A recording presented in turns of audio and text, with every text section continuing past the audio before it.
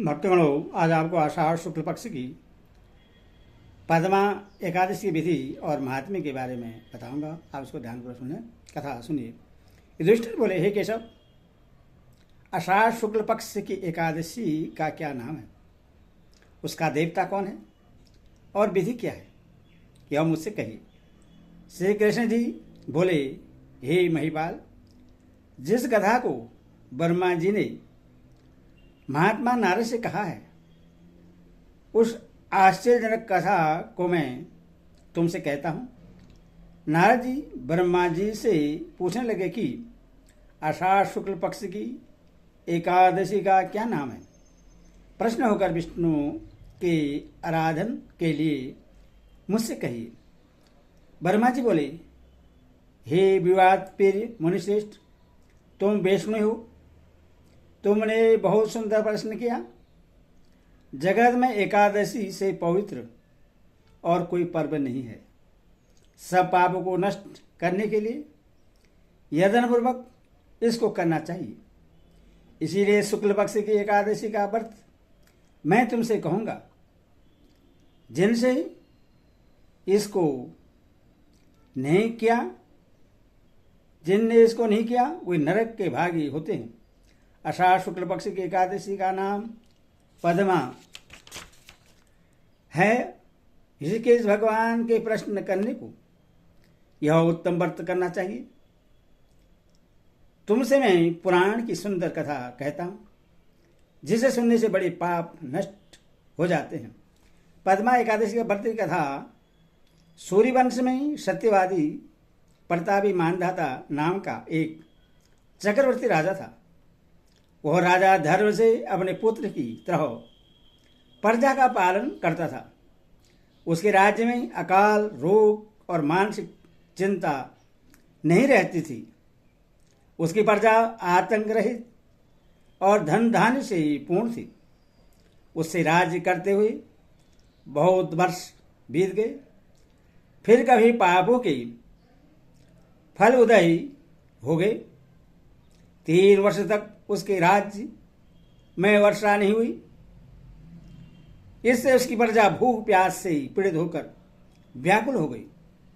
अन्न के अभाव से पीड़ित होने के कारण उसके देश में स्वाहा स्वधा वष्टकार और वेद पाठ बंद हो गया। तब प्रजा आकर राजा से बोली, हे राजन, मेघ रूपी विष्णु भगवान सब में व्याप्त हैं, वही वर्षा करते हैं। वर्षा से अन्न होता है, अन्न से प्रजा होती है। हे निरपदे, उस अन्न के न होने से प्रजा नष्ट हो रही है। ऐसा यत्न कीजिए जिससे कल्याण हो। राजा बोला, आपने सत्य कहा। अन्न ईश्वर का रूप है। अन्न में सब निवास करते हैं। अन्न से प्राणी पैदा होते हैं। अन्न से ही संसार वर्तमान है, ऐसा लोक में सुना जाता है और पुराणों में भी विस्तार पूर्वक कहा गया है। राजा के धर्म से प्रजा को दुख मिलता है। मैंने बुद्धि से विचार करते हुए अपना कोई दोष नहीं देखा, तथापि मैं प्रजा के हित के लिए यत्न करूंगा। ऐसा विचार करके राजा ने कुछ सेना साथ में ले ली। ब्रह्मा जी को प्रणाम करके गहन वन में चला गया। तपस्वी मुनीश्वरों के आश्रय में विचरने लगा। राजा ने ब्रह्मा के पुत्र अंगिरा ऋषि को देखा, जिनके तेज से दिशाओं में प्रकाश हो रहा था। दूसरे ब्रह्मा की तरह मालूम होते थे। उनको देखकर जितेंद्र राजा प्रसन्न हुआ और सवारी से उतरकर हाथ जोड़कर चरणों में प्रणाम किया। ऋषि ने आशीर्वाद देकर राज्य के 7 अंगों की कुशल पूछी। फिर मुनि ने राजा के आने का कारण पूछा। राजा ने अपनी कुशल और आने का कारण सुनाया। राजा बोला कि मैंने धर्म से ही पृथ्वी का पालन किया है, परंतु मेरे राज्य में वर्षा नहीं हुई है। इसका कारण मैं नहीं जानता। इस संदेह को दूर करने के लिए मैं आपके पास आया हूं। शांति और कल्याण की विधि से प्रजा के सुख का उपाय करिए। ऋषि बोले, हे राजन, यह सतयुग सब युगों में उत्तम है। इस युग में मनुष्य ब्रह्मज्ञानी है। इसमें धर्म के चारों चरण वर्तमान हैं। इस युग में ब्राह्मणों के सिवा और कोई तपस्या नहीं करते। हे राजन, तुम्हारे देश में शुद्ध तप कर रहा है। उसके अनुचित कार्य करने से वर्षा नहीं हो रही है।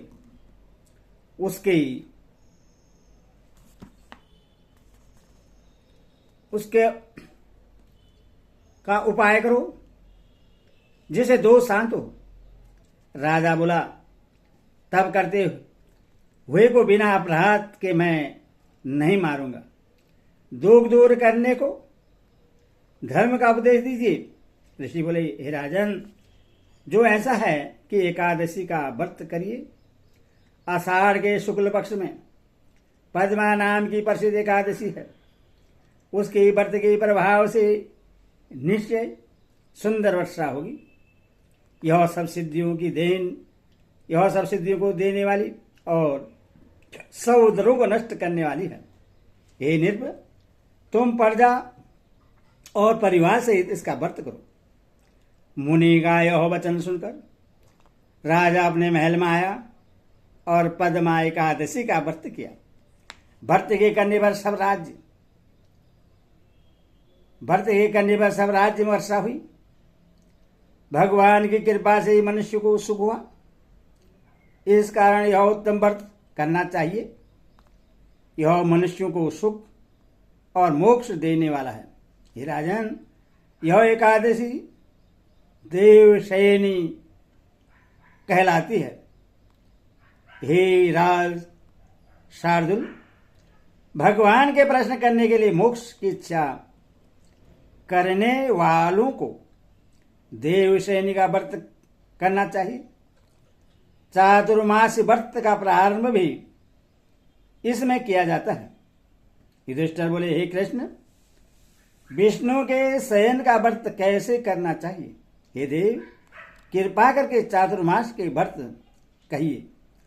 श्री कृष्ण बोले, विष्णु के शयन के व्रत और चातुर्मास में जो व्रत कहे हैं उनको मैं तुमसे कहूंगा, सुनो। आषाढ़ शुक्ल पक्ष में जब सूर्य कर्क राशि पर आ जाए तब एकादशी के दिन जगत के स्वामी मधुसूदन भगवान को शयन कराना चाहिए। जब सूर्य तुला राशि पर आ जाए तब भगवान का उत्थापन करना चाहिए। अधिक मास में भी यही विधि कही गई है। इसके सिवा और भगवान को न शयन करावें न उत्थापन करें।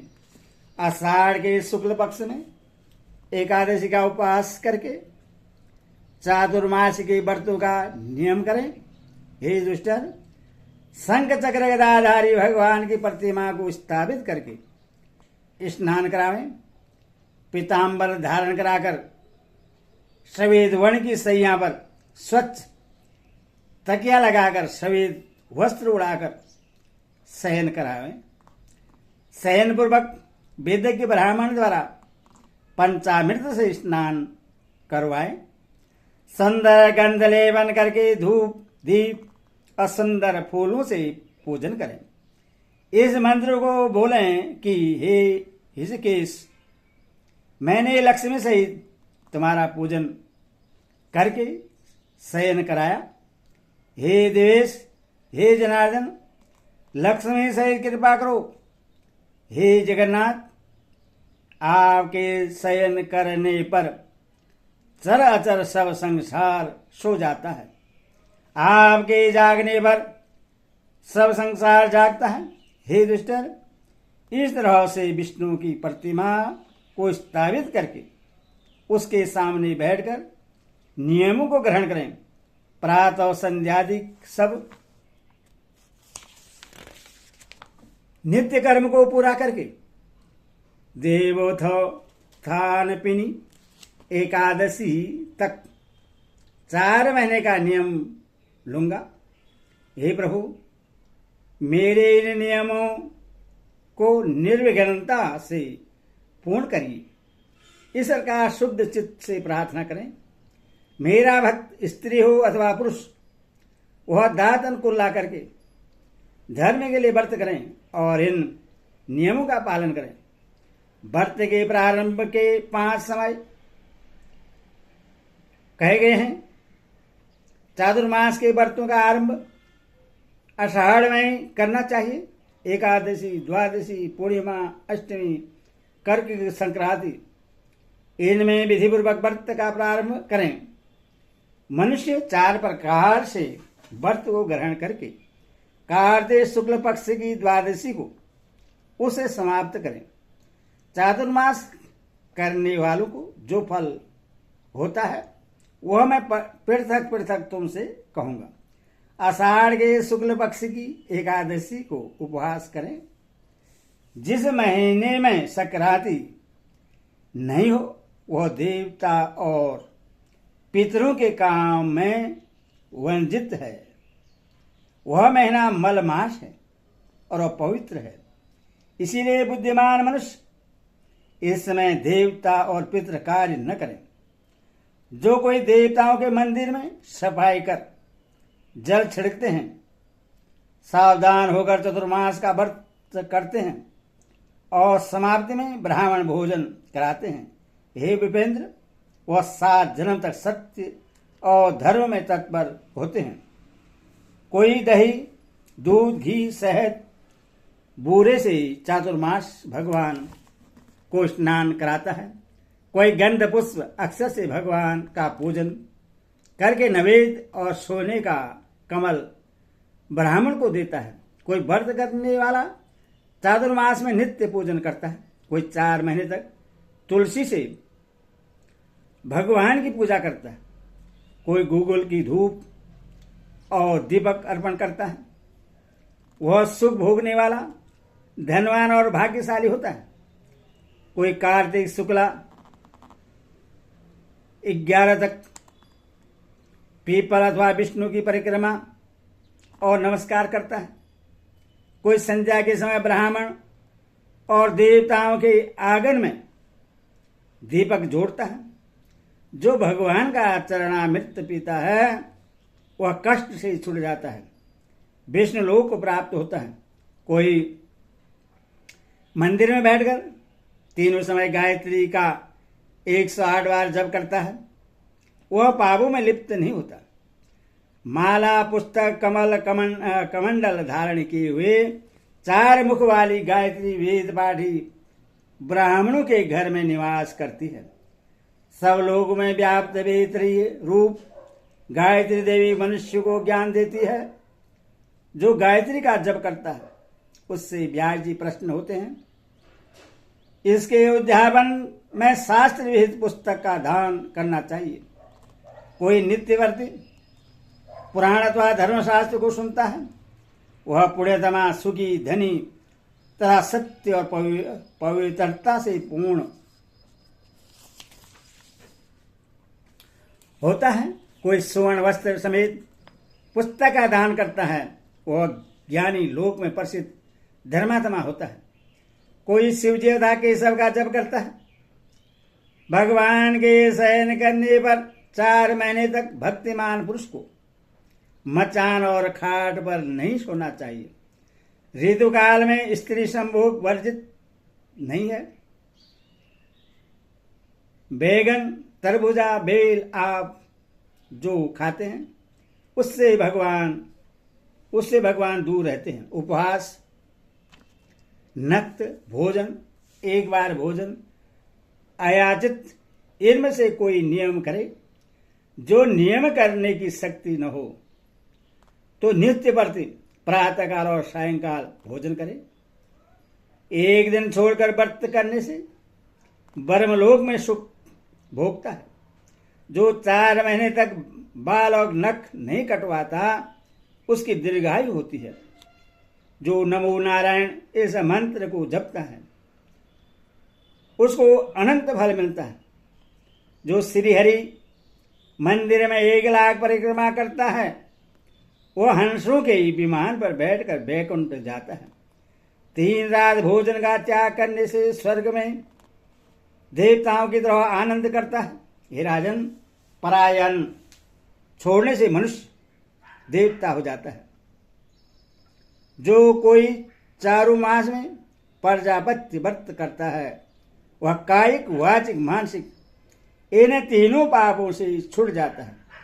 जो चातुर्मास में तप्त कृच्छ और अतिकृच्छ व्रत करता है वह परलोक को जाता है, फिर लौट कर नहीं आता। जो चारुमास में चंद्रायण व्रत करता है वह दिव्य शरीर धारण करके शिवलोक को जाता है।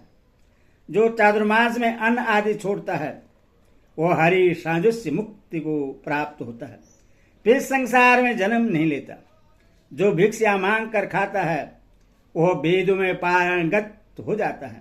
जो चारुमासों में दूध पीकर रहता है उसका कभी वंश नष्ट नहीं होता। हे पार्थ, इन नियमों के करने से केशव भगवान प्रसन्न होते हैं।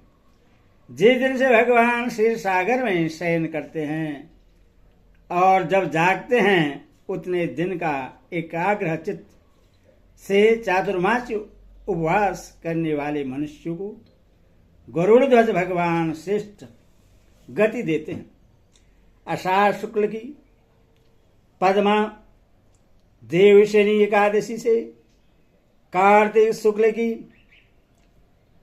प्रमोदिनी एकादशी तक का 4 मास का यह समय अनेक पीठाधीश, महंत, साधु संत आदि तीर्थ स्थानों पर रहकर धार्मिक आयोजनों के साथ बिताते हैं। सदगृहस्थ इस अवधि में अनेक प्रकार से दानादि द्वारा पुण्य लाभ करते हैं।